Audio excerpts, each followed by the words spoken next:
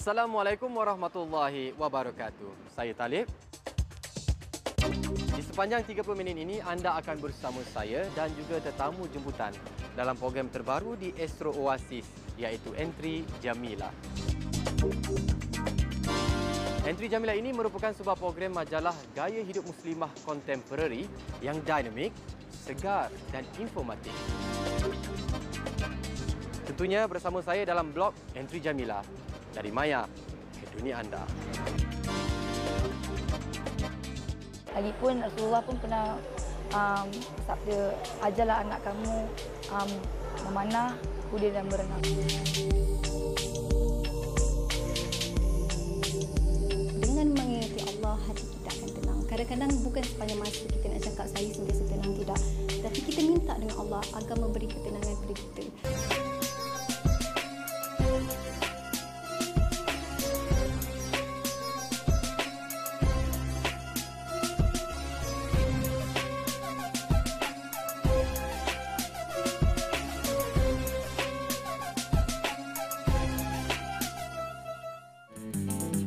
Bismillahirrahmanirrahim. Assalamualaikum warahmatullahi wabarakatuh.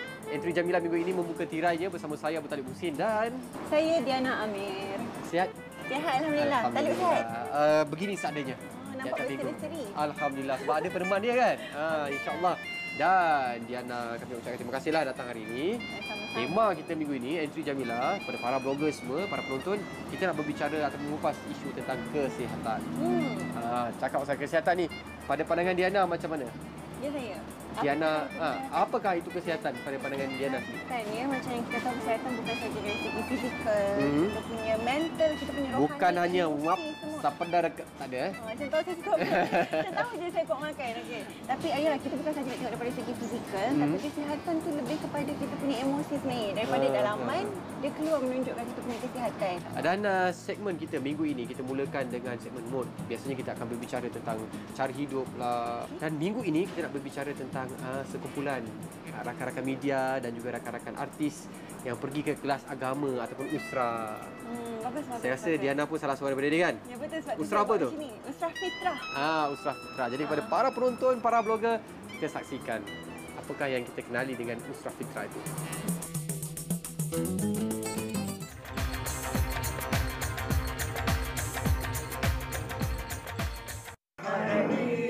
Perkataan usra berasal dari kalimah Arab yang bermaksud keluarga.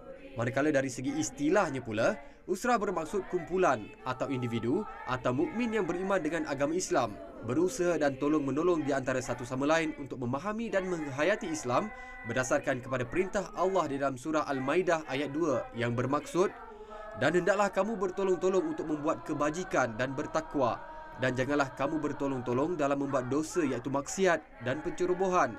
Dan bertakwalah kepada Allah kerana sesungguhnya Allah Maha berat azab sisaannya, iaitu bagi sesiapa yang melanggar perintahnya.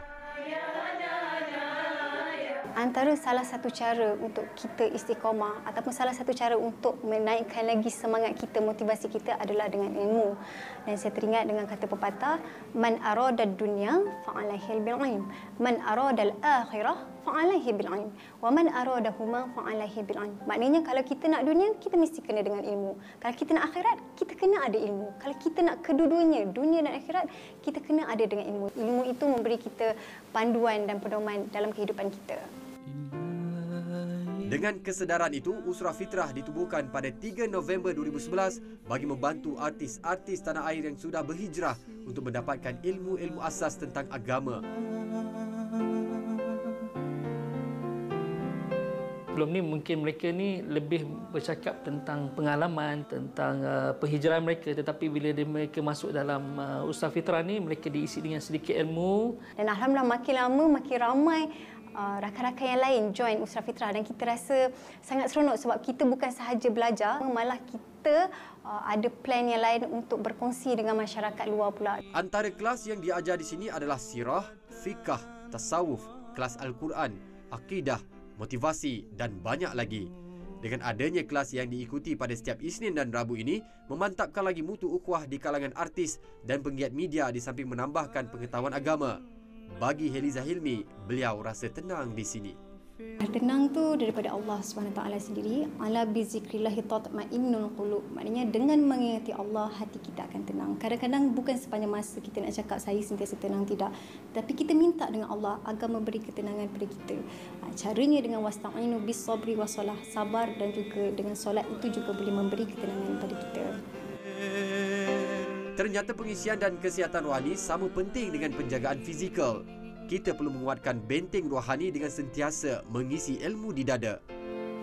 Dan kesihatan rohani ni kita kena cari. Ia tidak datang dengan sendirinya. Kita kena berusaha untuk mendapatkannya.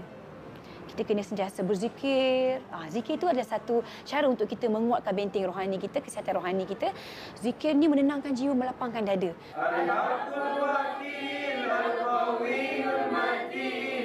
Jelaslah di sini bahawa usrah bukan sahaja tempat untuk menyampaikan atau mendapatkan ilmu. Malahan ia merupakan tempat untuk sesama ahli kumpulan membincangkan sesuatu masalah yang timbul dan juga tempat untuk membentuk peribadi dan sasiah diri demi mendapatkan kesihatan rohani yang sempurna.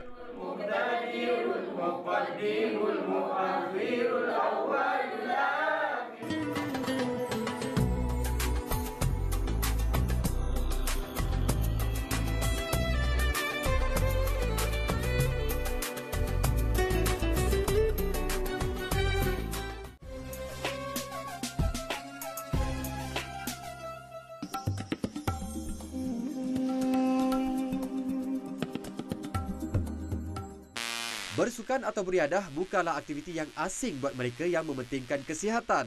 Dengan bersukan, kekuatan fizikal dapat ditingkatkan. Malah dalam Al-Quran turut menggalakkan umat Islam mempersiapkan kekuatan fizikal. Terpanggil dengan perkara tersebut, Pusat Senaman dan Spa Santai Suri yang terletak di Bandar Baru Bangi mengambil inisiatif untuk menubuhkan pusat senaman khusus untuk muslimah sahaja. Terdapat beberapa jenis senaman yang boleh dilakukan di sini. Kami di sini mengadakan senaman berbentuk aerobik dan aerodance yang menggunakan bola fitness, fitball, menggunakan dumbbell juga, dan kami ada senaman jenis aerobik high-low, toning, body combat, dan juga beberapa senaman aerodance, mix aerobik dan tarian. Walau bagaimanapun, Islam turut menetapkan beberapa syarat dan peraturan yang perlu diguna pakai sebagai rujukan dalam menjana setiap gerak-geri umatnya, bertujuan tidak terpesong daripada ajaran Islam yang hakiki. Dalam situasi ini, Islam menyediakan garis panduan bertujuan memelihara kehormatan golongan wanita Muslim daripada perkara yang boleh melanggar batas moral dan akidah Muslim. Studio aerobik ni diwujudkan khas untuk muslimah kerana kami rasa ramai yang tidak selesa untuk bersenam di depan khalayak ramai. Bersesuaian dengan syariat Islam, Pusat Senaman dan Spa Santai Suri memang tidak membenarkan lelaki untuk masuk ke pusat senaman supaya perkara melanggar syariah dapat dielakkan. Riadah merupakan aktiviti yang memiliki banyak kelebihan, tidak hanya terhad kepada kebaikan dari segi fizikal dan sosial, malahan psikologi. Setengah-setengah pendapat bersenam untuk kurus dan cantik, tapi bagi kami bersenam untuk sihat dan untuk kita berkawan.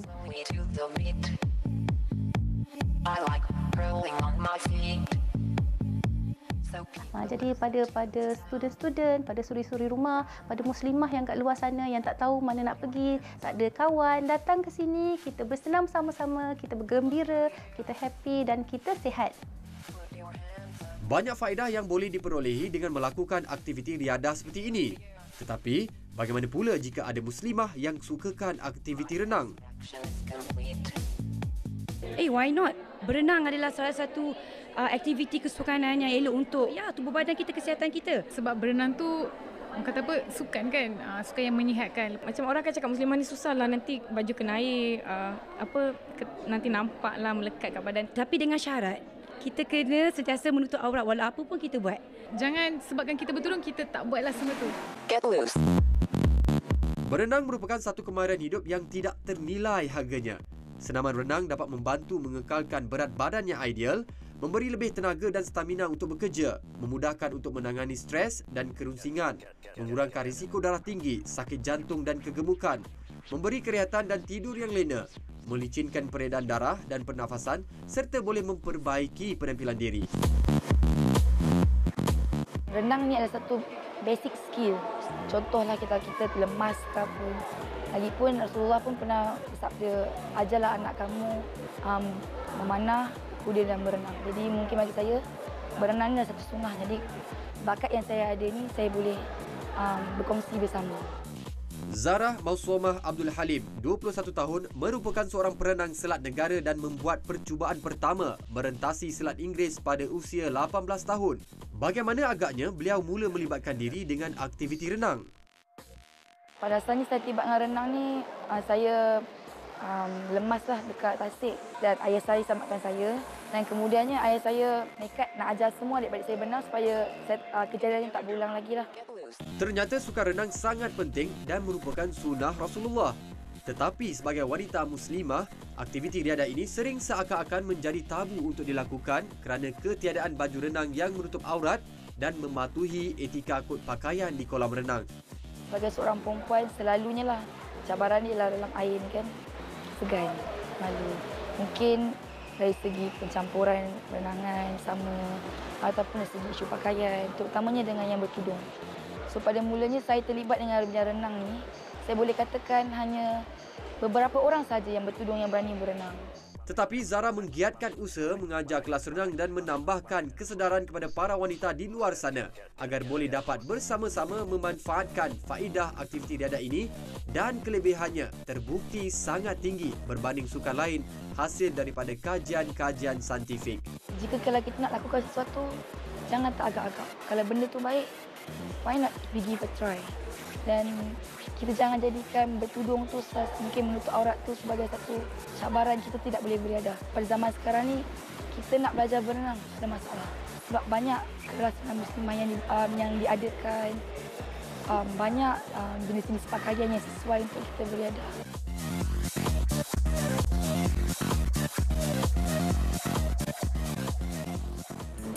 Jadi tak ada alasan lah untuk para muslimah menggunakan pakaian yang mengikuti syarat atau menutup aurat untuk beriadah. Sebenarnya kalau kita lihat daripada zaman kehidupan Rasulullah SAW sendiri, bahawasanya Rasulullah SAW menggalakkan kita bersukan. Contohnya macam dulu ada berkuda, memanah, berenang kan. Jadi wanita di luar sana tak perlu rasa gusar untuk bersukan, tak ada hak dia. Ya? Kita bereaksi ketiga, kita akan kembali lagi dengan pelbagai segmen yang nak kita kongsikan bersama dengan anda. Jangan ke mana-mana, dan kembali selepas ini.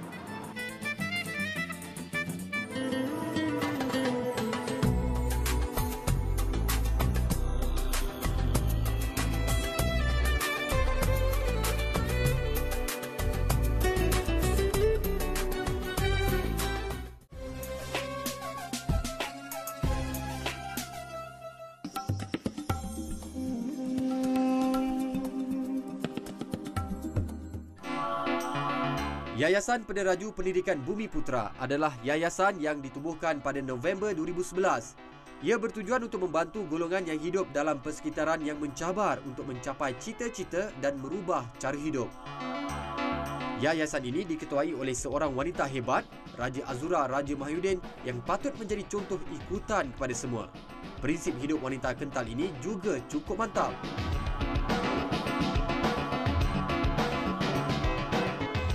Cuba melakukan sesuatu lebih daripada keputusan yang biasa.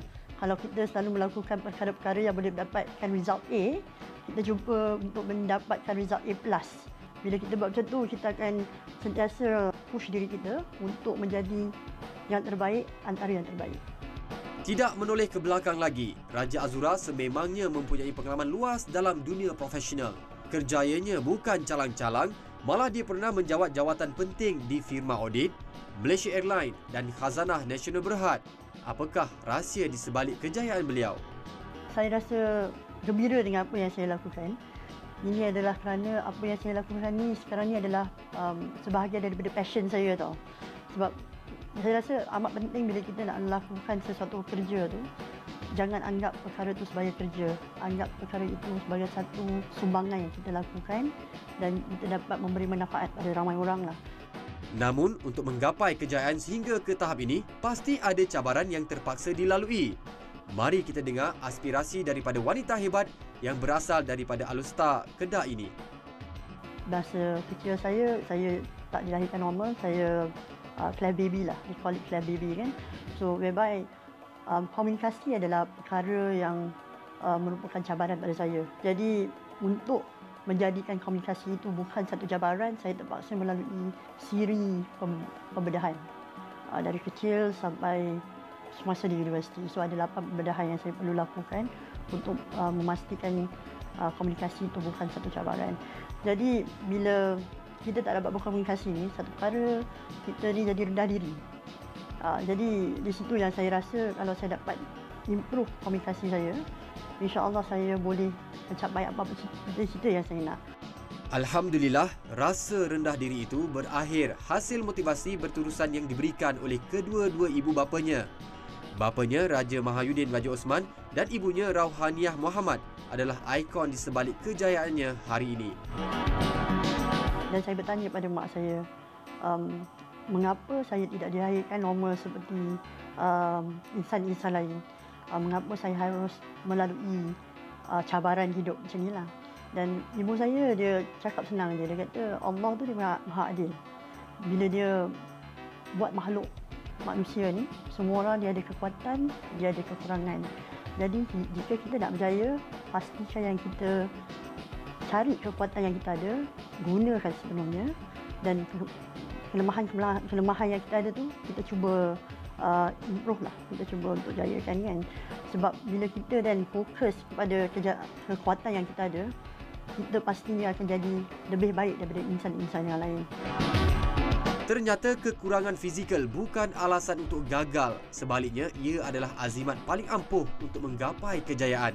Kini, beliau dan pihak Yayasan Peneraju Pendidikan Bumiputra sedang giat menjalankan aktiviti membantu anak-anak Bumiputra yang mempunyai potensi besar di bawah program-program pendidikan yang dijalankan di bawah 4 teras, iaitu pemimpin, skill, profesional dan juga tunas. Pihak yayasan selalu cuba untuk menyelahkan potensi dan juga membantu golongan Bumiputra untuk mencapai aspirasi mereka demi kebaikan semua. Dan Raja Azura adalah individu terbaik yang mereka boleh jadikan contoh. Untuk mencapai kejayaan, tak ada jalan singkat.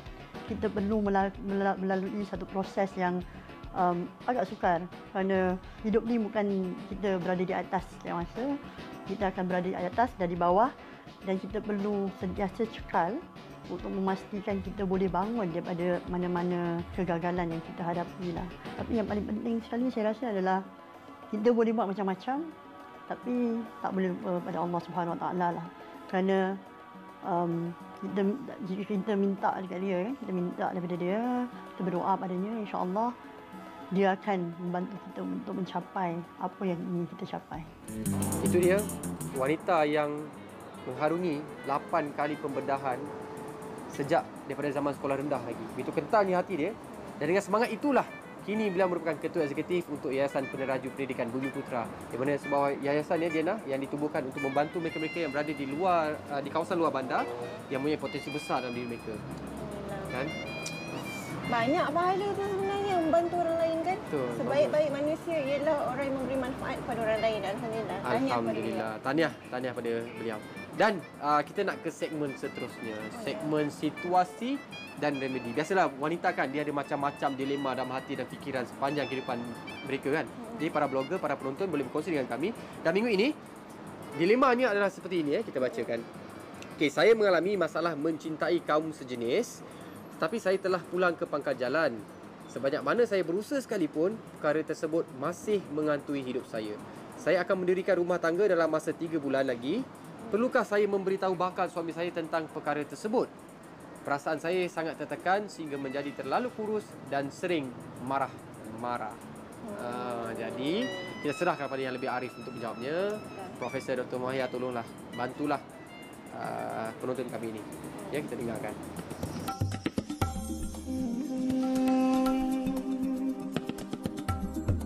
Tidak ada manusia yang tidak buat kesilapan. Dan cinta kaum sejenis mungkin suatu keadaan sementara yang mungkin berlaku kerana mungkin kita masa di sekolah dulu atau banyak faktor lain. Yang penting, alhamdulillah, saudari telah menemui jalan yang benar dan ingin kembali ke pangkal jalan. Dan alangkah bertuahnya saudari ada dapat dikurniakan jodoh oleh Allah Subhanahu Wa Taala. Cuba fokuskan betapa seronoknya menjadi wanita yang solehah, yang insya-Allah ada suami yang beriman akan melindungi kita. Nanti kita kahwin dengan baik, dapat anak, dapat zuriat, jadi ibu. Cuba bayangkan semua yang seronok. Dan pada pendapat saya, tak payah beritahu tentang kisah lampau kita. Kita hanya simpan dosa kita, jangan cerita kat orang. Yang penting dosa kita tentang benda ni dengan Allah Subhanahu Wa Taala. Kita minta ampun, taubatan nasuha. Taubat nasuha maknanya kita menyesal dan tidak akan mengulanginya lagi. Kalau kita ada masalah macam ni, cuba jauhkan daripada kawan-kawan yang ada sifat ini. Dan hilangkan langsung, buang semua sifat tu. Setiap kali teringat benda yang lama, baca Quran. Setiap kali benda yang lama, cari buku ilmiah. Mana cuba sibukkan hari-harian cari belajar tentang akidah, tentang ibadah, betulkan ibadah kita dan cari ilmu tentang akhlak kita. Akhlak kita ni ialah cara kita reaksi spontan atas suasana. Contohnya, kalau kita nak marah, cepat marah atau tidak.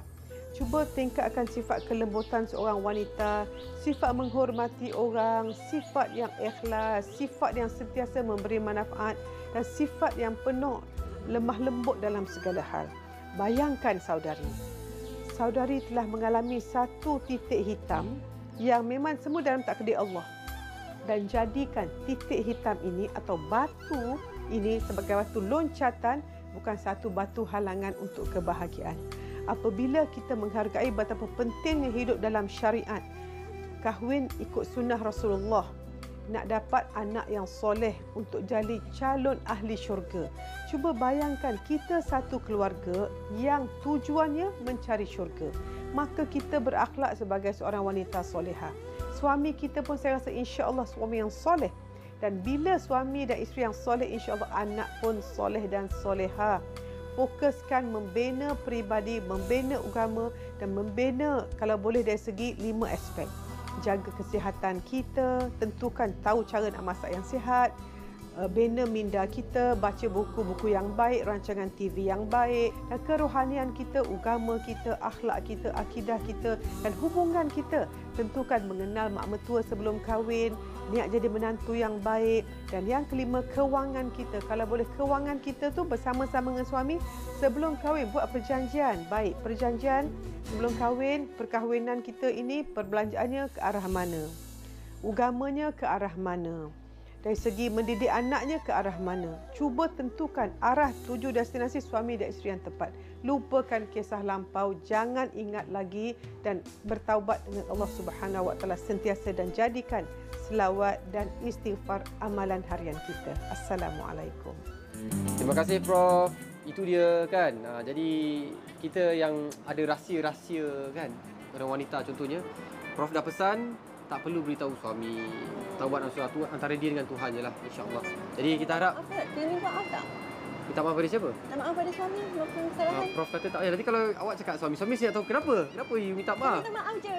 Tak.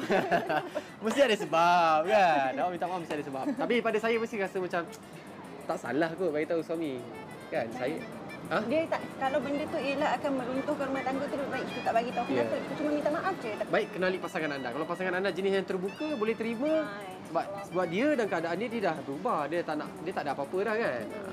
Tapi dengar kata Prof lah, saya bukan arif, bukan pakar kan. Baik dengar pada mereka yang pakar.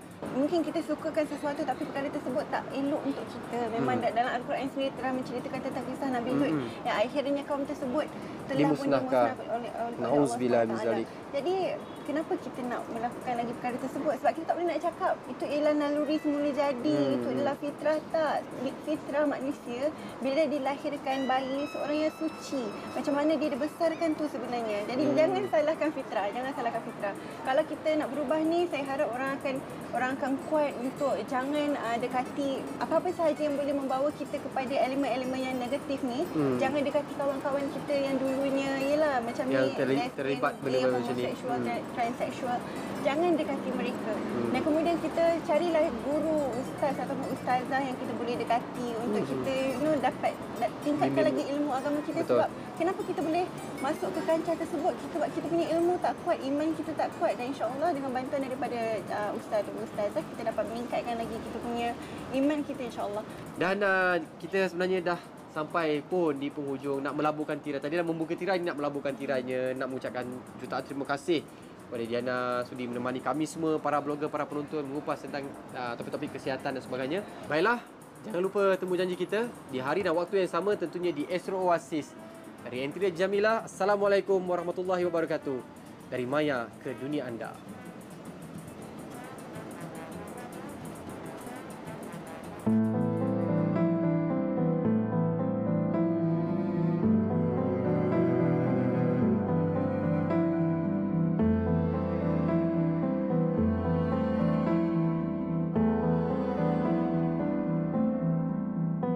Marilah kita sama-sama mencari ilmu dalam mendidik anak-anak. Mari kita lahirkan generasi-generasi Muslim yang kuat, fizikal, spiritual, mental, intelektual mereka.